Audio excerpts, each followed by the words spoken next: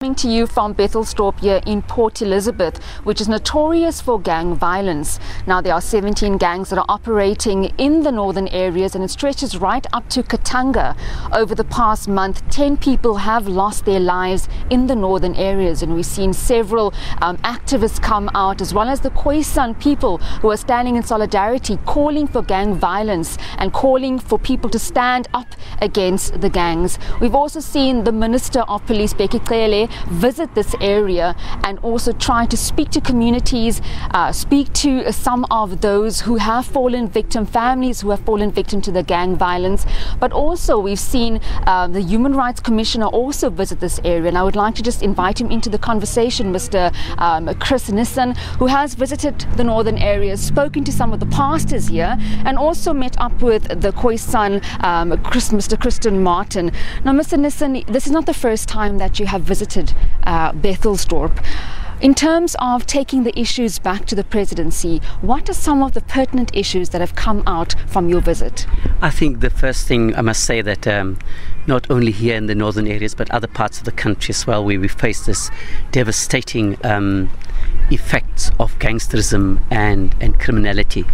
Obviously, the first, I need to say that, we're very, very grateful for Minister Bheki Cele that has been on the ground visiting these communities and doing some practical stuff like bringing back the anti-gang unit and making sure that that gangsters will feel there's no more place for them to hide.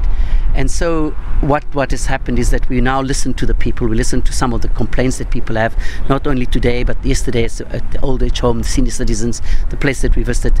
Obviously one have to listen to people and take their complaints forward to the relevant departments which they have raised issues. But we must also understand that the police can do so much, but also the community, and that's why I was speaking to the pastors, to have a mindset change, because the human behavior also needs to change, and people also need to give their support to the police, and we need to build bigger and greater confidence between the police and the community out there. But the community should also bring their part. We must stop buying stolen goods. We must stop keeping quiet. We must stop allowing the space for gangsters and criminal activity to happen.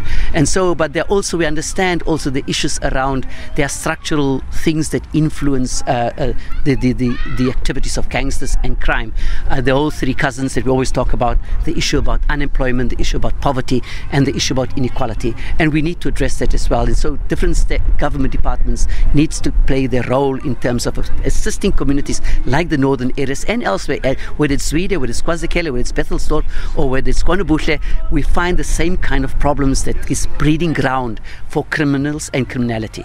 Now, Mr. Nissen, you spent a better part of this week just speaking to the communities, and I've been covering gang violence here in Port Elizabeth for over 4 years. And I think what comes out when I speak to some of the families who've been directly affected by the gang violence is that their rights are being infringed upon. Their basic human rights are being infringed upon. They can't go to church on a Wednesday. They can't go to church on a Sunday because gangs are shooting in the streets. Their children can't go to school because they are afraid to walk to school in the mornings because the gangs are on the streets shooting.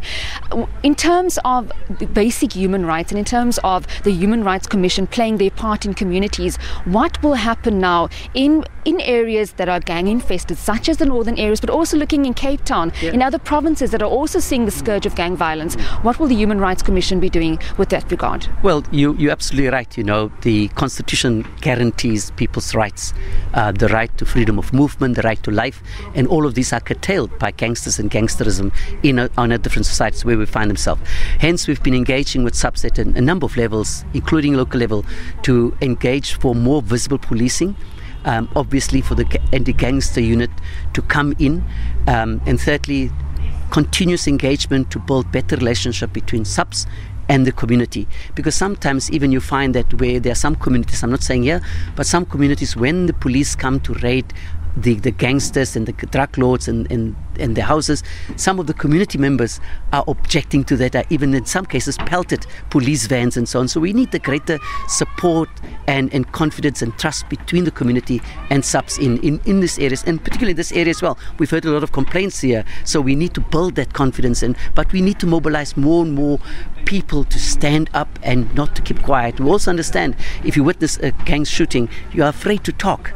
because of you'll be the next person. But I do think the facilities that the anonymous facilities that they're calling and all those that you can call and relay information. I think it's very important that the community also plays part. But certainly we will engage subs at a number of levels to ensure that there's much more a visible and a more approach that will make sure that people have the confidence and of walking in safety. But it's not only subs, but also we need to engage NPA, we need to engage Justice Department, because people are saying today the gangster gets arrested, the next day is out. He's out on bail or something happens, but you see them around. And all those institutions we need to bring together and say, how do we collectively, together with the community, deal with the scourge of criminality and gangsterism in our community? Thank you very much for your time. Well, that was Mr.